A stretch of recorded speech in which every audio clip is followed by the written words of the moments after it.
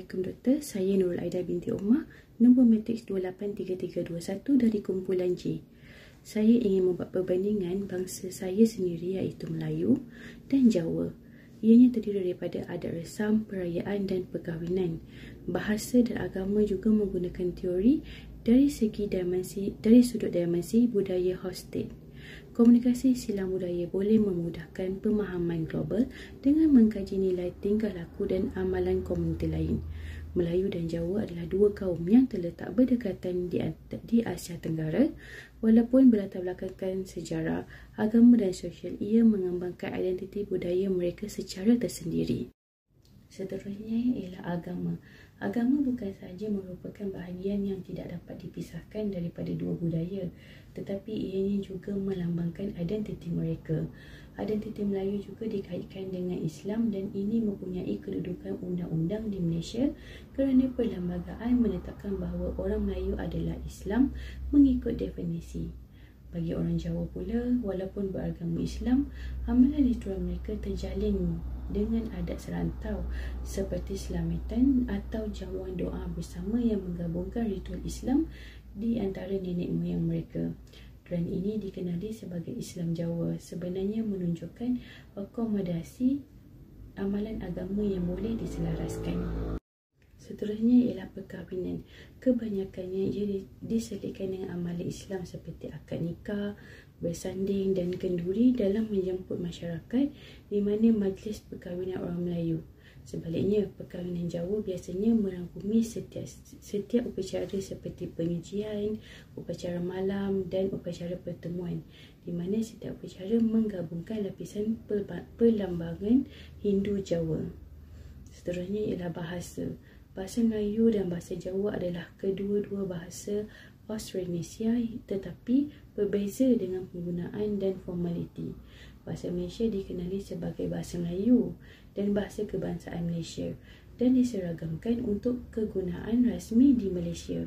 Rangka kerjanya dari sudut ini menggalakkan tahap perincian permukaan sama seperti diperhatikan oleh host state sebagai komunikasi konteks rendah dalam konteks kontemporari yang diinstitusikan.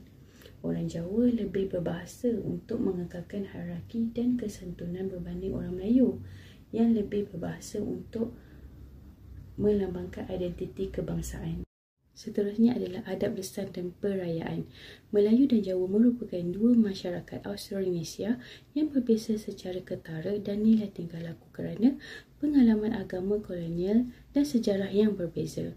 Budaya Melayu Malaysia sangat mementingkan keharmonian kolektif dan aktiviti keagamaan, terutamanya semasa musim perayaan. Contohnya ialah Hari Raya Aidilfitri dan Hari Raya Haji, di mana keluarga berkumpul dan rumah terbuka dapat mengukuhkan solidariti secara berkumpulan.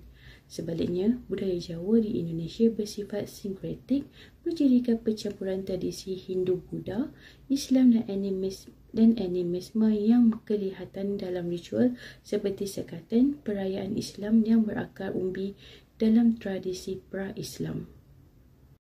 Kesimpulannya, walaupun asal-usul sejarah yang sama, orang Melayu dan Jawa adalah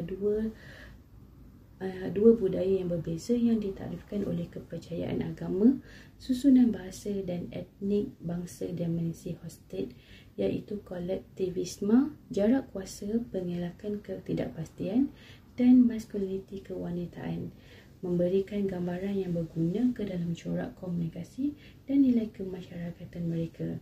Memahami implikasi budaya ini bukan sahaja akan mewujudkan dialog saling menghormati antara budaya, tetapi ia juga akan menjana kerjasama serantau dalam masyarakat berbilang budaya, berbilang bahasa seperti Malaysia dan Indonesia. Kepercayaan Kapitayan Jawa adalah salah satu bentuk agama asli masyarakat Jawa yang telah ada sejak zaman prasejarah. Kepercayaan ini meyakini adanya satu Tuhan yang tak terlihat dan tak terbayangkan, yang disebut Sang Yang Taya. Kepercayaan ini juga mengajarkan konsep reinkarnasi, karma, dan Hamemayu Hayuning Bawana, yaitu menjaga keindahan alam dan keseimbangan hidup. Kepercayaan Kapitayan Jawa diyakini dibawa dan disebarluaskan oleh Dangyang Semar, seorang tokoh mistik yang berasal dari Lemuria, sebuah benua yang tenggelam akibat banjir besar. Dangyang Semar bersama kaumnya mengungsi ke Pulau Jawa dan mengajarkan ajaran Kapitayan Jawa kepada penduduk setempat. Dangyang Semar juga dianggap sebagai leluhur dari Wali Songo, yaitu para penyebar agama Islam di Tanah Jawa.